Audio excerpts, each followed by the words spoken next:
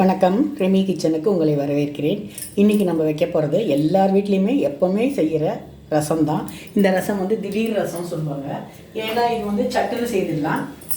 எதையுமே நம்ம அதிகமாக மெனக்கடாமல் ஈஸியாக செய்கிற ரசம் திடீர் ரசம். இந்த கால பிள்ளைங்களுக்கெல்லாம் ரொம்ப கஷ்டப்பட்டு செய்கிறதுனா மெனக்கட மாட்டாங்க.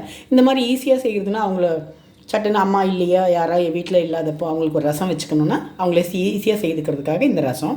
ஒரு நெல்லிக்காய் அளவு புளி இந்த மாதிரி தண்ணியில் போட்டு ஊற வச்சுக்கணும்.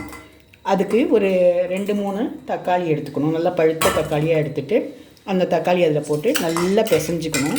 அதனுடைய சாரெல்லாம் நல்லா இறங்குற அளவுக்கு நல்லா பிசைஞ்சிக்கணும். நல்லா பிசைகிறேன் நான். நம்ம எப்போவுமே மிக்சியில் அரைச்சி போட்டு செய்வோம் ரசம். தக்காளியை இப்படி கையில் செய்யும்போது இது ஒரு தனி டேஸ்ட்டு. முன்னெல்லாம் எல்லாருமே கையில் பிசைஞ்சு தான் செய்வாங்க. அதனுடைய ருசி தனி தான். அதனால தான் இது புளித்தண்ணியில் புளி திப்பியோட சேர்த்து இந்த தக்காளியை நல்லா பிசைஞ்சிக்கணும். பிசைஞ்சிட்டு நம்ம அதனுடைய சாறை இந்த டஸ்ட்டெல்லாம் எடுத்துடணும். சாறை மட்டும்தான் கொதிக்க வைக்கணும். இப்படி நல்லா பிசைஞ்சிக்கணும். அதனுடைய தோலெல்லாம் நல்லா நசுங்கி அதனுடைய சாறு இறங்குற அளவுக்கு நல்லா பிசைஞ்சிக்கணும். பிசைஞ்சிடுவோம். திப்பியாக இருந்தால் எல்லாருக்கும் பிடிக்காது, எடுத்து வச்சுருவாங்க. டஸ்ட்டெல்லாம் எடுத்துடணும். நல்லா பிழிஞ்சிடுவோம்.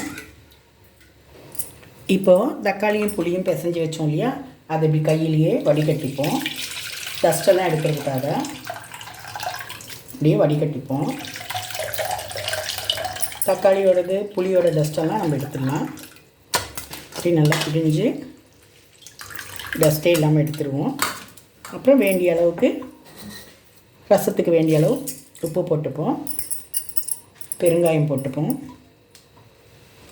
அவ்வளோதான். கொஞ்சமாக மஞ்சள் பொடி போட்டுப்போம். போட்டுட்டு நல்லா இதையும் நல்லா பிசைஞ்சுப்போம். அப்புறமா நம்ம வேண்டிய அளவு தண்ணி விட்டுக்கலாம். உப்பு புளிப்பெல்லாம் எவ்வளோ இருக்கோ அதுக்கேற்ற மாதிரி தண்ணி விட்டுக்கலாம். இப்போ சும்மா எல்லாம் மிக்ஸ் பண்ணிப்போம். இப்போ நம்ம ஸ்டவ் மேலே கொதிக்க வச்சுப்போம். திரும்ப அந்த திப்பியில் கொஞ்சம் கூட தண்ணி விட்டு, புளி ஜாஸ்தியாக இருக்குது, புளிப்பு அதிகமாக இருக்குது. புளிப்பு ரசத்துக்கு புளிப்பு கொஞ்சம் கம்மியாக இருந்தால் நல்லாயிருக்கும். சூப் மாதிரி தான் இருக்கணும். வேண்டிய அளவு ரசம் எவ்வளோ வேணுமோ அவ்வளோ தண்ணி விட்டுப்போம். இப்போ இது கொதிக்கட்டும். கொதிக்கிறதுக்குள்ளே மிளகு, ஜீரகம், பூண்டு, காஞ்ச மிளகா இது நம்ம குறைன்னு அரைச்சிடுவோம். ரசம் கொதிச்சுட்டே இருக்கட்டும். அதுக்குள்ளே நம்ம ஒரு இந்த மிளகு ஜீரகத்தை அரைச்சோம் இல்லையா, அதை வதக்கிடுவோம். வதக்கி போட்டிங்கன்னா நல்லா டேஸ்ட்டாக இருக்கும். மிளகு, ஜீரகம், காஞ்ச மிளகா, பூண்டு இப்படி ரசம் பல விதத்தில் செய்வாங்க. இந்த மாதிரி ஒரு டைப்லேயும் நீங்கள் செய்து பார்த்தீங்கன்னா ரொம்ப நல்லாயிருக்கும். இப்போ இதை வதங்கட்டும்.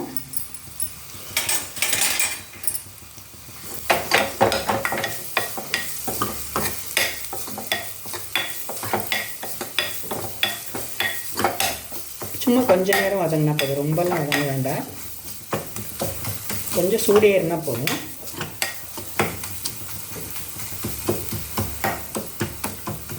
அவ்வளோதான். இப்போ இந்த ரசத்தை இதில் வச்சுருவோம்.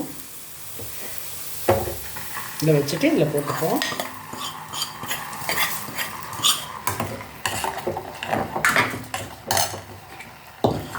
வேஸ்ட்டாக திப்பிலாம் இருக்காது.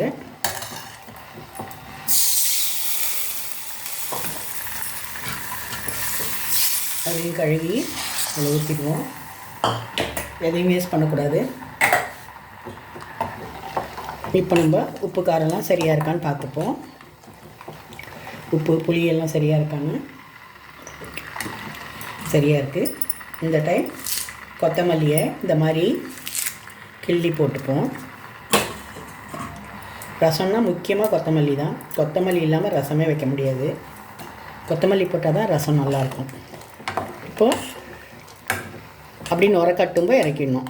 ரொம்ப கொதிக்கக்கூடாது. நுர கட்டும்போ இறக்கிடணும். இப்போ சூடாகட்டும். பாருங்கள், சூப் மாதிரி இருக்குது பாருங்கள். திப்பியே எதுவும் இல்லை. திப்பி இல்லாத ரசம் இது. இல்லைன்னா நம்ம புளியெல்லாம் அப்படி அப்படியே விட்டுருவோம், தக்காளியெல்லாம் விட்டுருவோம். விட்டால் அது அப்படியே திப்பியாக இருக்கும். இது அடி ரசம் வரைக்கும் நம்ம சாப்பிட முடியும். ஏன்னா திப்பியே இருக்காது. அதுக்கு தான் இப்படி செய்கிறது. இந்த மாதிரி ரசம் செய்து அப்பளம் பொரித்து இல்லைன்னா உருளைக்கிழங்கு ஃப்ரை பண்ணி ஒரு வத்தல் வறுத்து இல்லைன்னா ஒரு ஆம்லெட் போட்டு சாப்பிட்லாம். ரொம்ப நல்லாயிருக்கும். அது கொதிக்கட்டும். ரசம் இந்த மாதிரி நுர கட்டும்போது ஆஃப் பண்ணிடணும். நான் ஆஃப் பண்ணிட்டேன். பக்கத்துலேயே கடுகு, வெந்தயம், காஞ்ச மிளகா தாளித்து கொட்டிடணும். தாளித்து கொட்டிட்டோன்னா அதனுடைய வாசனை இன்னும் நல்லா வெளியில் வரும். ரசம் கொதி வரும்போது நம்ம பண்ணிவிட்டு ஆஃப் பண்ணிவிட்டு தாளித்து கொட்டிட்டு உடனே மூடி வச்சிடணும். ஸ்மெல்லு போயிடும், அந்த வாசனை போயிடும். அதுக்காக உடனே மூடி வச்சிடணும். இப்போது டேஸ்டியான திடீர் ரசம், ஈஸியான ரசம் ரெடி மிக்ஸாக பண்ணிடலாம். நீங்களே இதை ட்ரை பண்ணி பாருங்கள். ரசம் ரொம்ப நல்லாயிருக்கும். இதே மாதிரி ட்ரை பண்ணி பாருங்கள். ரசம் எல்லாருக்குமே பிடிக்கும். குழந்தைங்கள்லேருந்து பெரியவங்க வரைக்கும் எல்லோரும் ரசம் சாப்பிடுவாங்க. ஹெல்த்தியானது வேறு. இதை நீங்கள் ட்ரை பண்ணி பாருங்கள். இந்த ஒரு மாடல் எப்படி இருக்குன்னு. ரெமி கிச்சனை எல்லோரும் சப்ஸ்கிரைப் பண்ணுங்கள், லைக் பண்ணுங்கள், ஷேர் பண்ணுங்கள். தேங்க்யூ.